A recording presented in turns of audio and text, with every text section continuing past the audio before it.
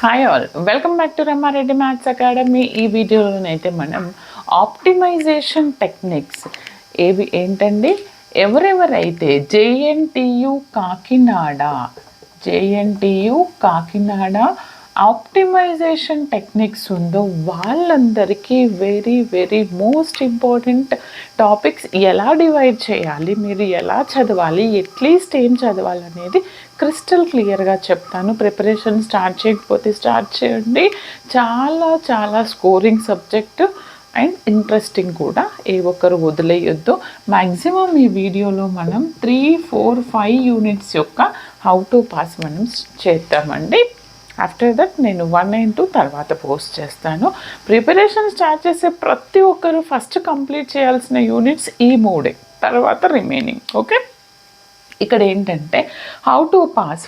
Hour third unit is transportation problem. మనం చూసాము transportation ప్రాబ్లంలో నేను చాలా క్లియర్గా చెప్పాను మీకు కొన్ని మెథడ్స్, అండ్ ఇంకొక మెథడ్ కొంచెం మీకు చెప్పాల్సింది ఉంది, అది కూడా చెప్తాను.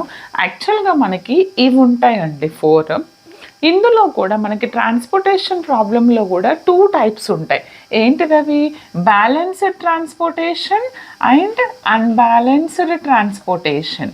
మరి ప్రతి మెథడ్ కూడా మనకి బ్యాలెన్స్డ్లో ఉంటుంది, అన్బ్యాలెన్స్డ్లో ఉంటుంది. Balanced transportation and unbalanced transportation.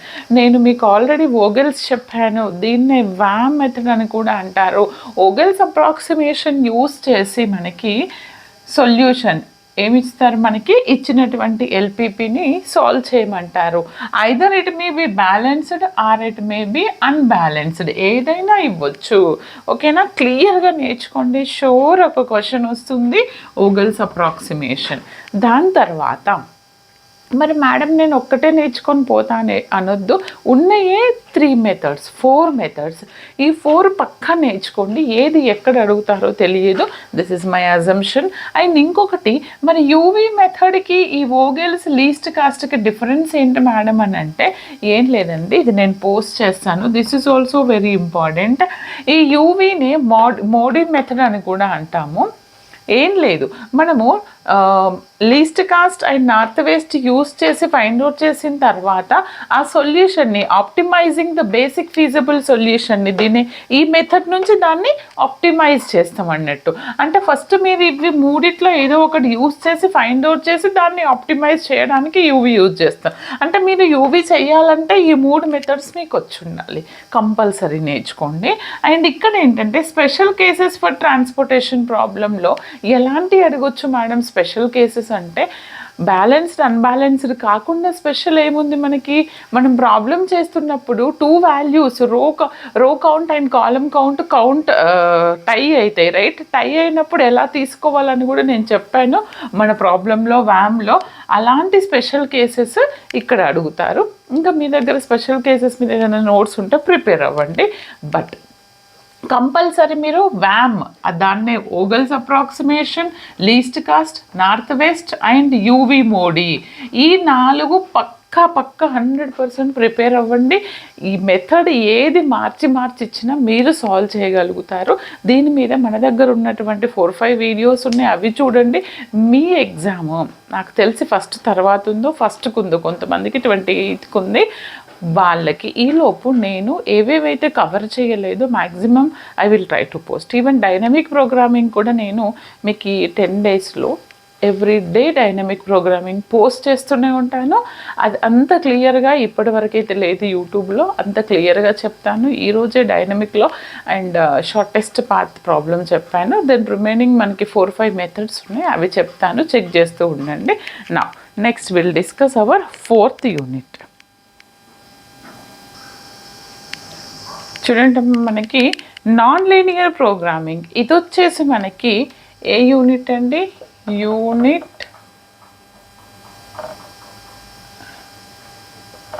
Unit number 4 కదా.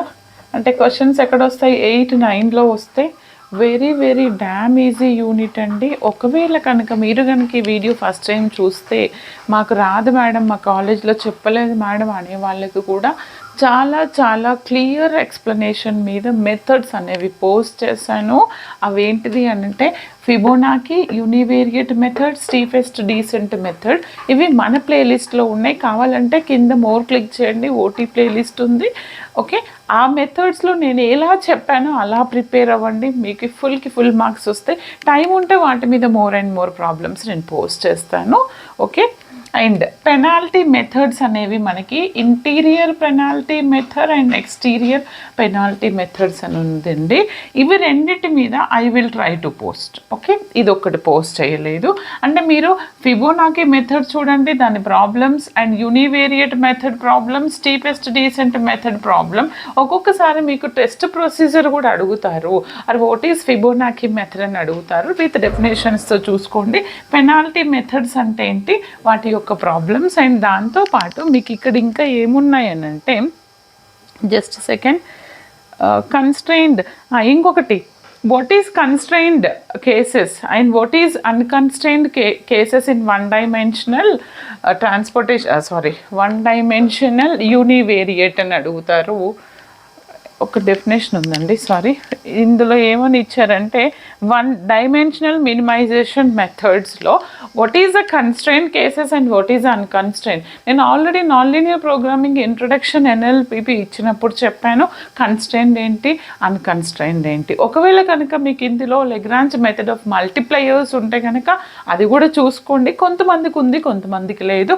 బట్ ఈ మెథడ్స్ అన్నీ పర్ఫెక్ట్ ఉండండి, షూర్ మీరు ఫుల్ మార్క్స్ అనేవి వస్తాయి. మీకు అర్థం కాకపోతే నేను కామెంట్ చేయండి. మెథడ్ మొత్తం చూసినాక మనం నెంబర్ ఆఫ్ ప్రాబ్లమ్స్, ఎక్కువ నెంబర్ ఆఫ్ కామెంట్స్ దేనికి వస్తే నేను దాని మీదనే ఫోకస్ చేస్తానండి.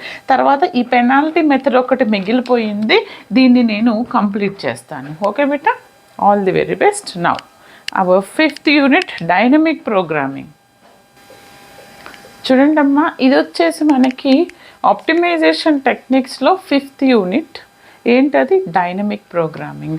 మేడం ఇది నాకు ఏ కాలేజ్ వాళ్ళు కూడా క్లియర్గా లేదు, ఈవెన్ నేను కూడా చాలా కష్టపడి నేర్చుకొని మీకు పోస్ట్ చేస్తున్నాను కాబట్టి క్లియర్గా వినండి. ఈరోజు నుంచి మీ ఎగ్జామ్ డే వరకు ఎవ్రీ డే ఓటీ మీద దీని మీద పోస్ట్ చేస్తూనే ఉంటాను. మీ కమెంట్స్ని బట్టి, మీ లైక్స్ని బట్టి more and more problems solve చేస్తాను. ఏం లేదండి, మనకి ఇక్కడ యాక్చువల్గా మీకు ఎక్కడ క్లియర్గా ఇవ్వలేదు. లీనియర్ ప్రోగ్రామింగ్ ప్రాబ్లం ఇచ్చినప్పుడు డైనమిక్ ప్రోగ్రామింగ్ యూస్ చేసి సాల్వ్ చేయండి అని అడుగుతారు. అది రావాలి అని అంటే మీకు ఇందులో ఉన్న స్టేజెస్ అన్నీ రావాలి.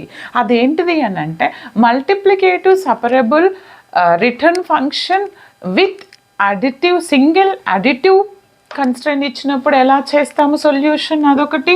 అండ్ మళ్ళీ additive separable return function with single additive constraint ఇచ్చినప్పుడు ఎలా చేస్తాం, ఈ రెండింటి మీద more and more problems post చేస్తాను. దాంతోపాటు మల్టీ స్టేజెస్ గ్రాఫ్ యొక్క ప్రొసీజర్ ఏంటిది, గ్రాఫ్ ఇచ్చినప్పుడు మల్టీ స్టేజెస్ నేను ఆల్రెడీ చెప్పాను, షార్టెస్ట్ అండ్ రిమైనింగ్ ఆల్ ఇప్పుడు కవర్ చేస్తుంటాను. దాని మీద ఒక క్వశ్చన్ ఎల్పిపి ఇచ్చి ఇవి పర్ఫెక్ట్ చేస్తే ఎనీ ఎల్పిపి ఇచ్చి సాల్వ్ చేయమని అడగొచ్చు. ఓకే, ఈ ప్యాటర్న్లో ప్రిపేర్ అయితే మీరు షూర్ ఒక క్వశ్చన్ లాంగ్ క్వశ్చన్ చేస్తారండి, ఎలాంటి డౌట్ లేదు. బట్ పర్ఫెక్ట్గా వినాలి, కొంచెం కన్ఫ్యూజన్గా అవుతుంది. బట్ 1కి 2 సార్లు ప్రాక్టీస్ చేయండి, ఎగ్జామ్లో పర్ఫెక్ట్గా చేస్తారు. ఈ మల్టీ స్టేజెస్ గ్రాఫ్స్లో మనం షార్టెస్ట్ పాత్ ఈరోజు చూసాం కదా, అది కూడా మనం ఆల్రెడీ డిఎంలో చూసాము. బట్ డిఎంలో కాకుండా ఇక్కడ ఒక ఫార్ములా యూస్ చేసాము, దట్స్ ఇట్. అదొకటే డిఫరెన్స్. అది షార్ట్గా ఎలా చేయాలో కూడా చెప్పాను. కావాలి ఇంకా షార్ట్గా కావాలంటే కమెంట్ చేయండి, నేను పోస్ట్ చేస్తాను బిడ్డ. అర్థమైంది కదా. This is all about 3, 4, 5 units JNTU Kakinada వాళ్ళకి. రిమైనింగ్ వాళ్ళకి కూడా ఇందులో ఏమైనా ఉంటే ప్రిపేర్ అవ్వండి. బట్ రిమైనింగ్ వాళ్ళకి మీకు చాలా డిఫరెన్స్ ఉందండి సిలబస్, అందుకే నేను అది పోస్ట్ చేయట్లేదు, ఓన్లీ కాకినాడ వాళ్ళది పోస్ట్ చేస్తున్నాను. ఈ 3, 4, 5 యూనిట్స్ కావాలంటే ఇండివిజువల్గా నేను కింద ఇస్తున్నాను, ఓటీ ప్లేలిస్ట్ అని ఇస్తాను, అక్కడికి వెళ్ళి చెక్ చేసుకోండి బిడ్డ. All the very best. వీడియోకి కంపల్సరీ లైక్ ఇవ్వండి, మీ క్లాస్మేట్స్కి, ఫ్రెండ్స్కి, వాట్సాప్ గ్రూప్స్కి అందరికీ ఫార్వర్డ్ చేయండి. అండ్ ఇంకొక ఇంపార్టెంట్ విషయం ఏంటంటే ఈ ఆప్టిమైజేషన్ టెక్నిక్స్కి ఎలాంటి మెంబర్షిప్ అనేది లేదు, ఎందుకంటే మనకి ఫుల్ సిలబస్ కవర్ కాలేదు. ఇది అందరికీ ఫ్రీగానే ఉంది. All the very best. Thanks for watching.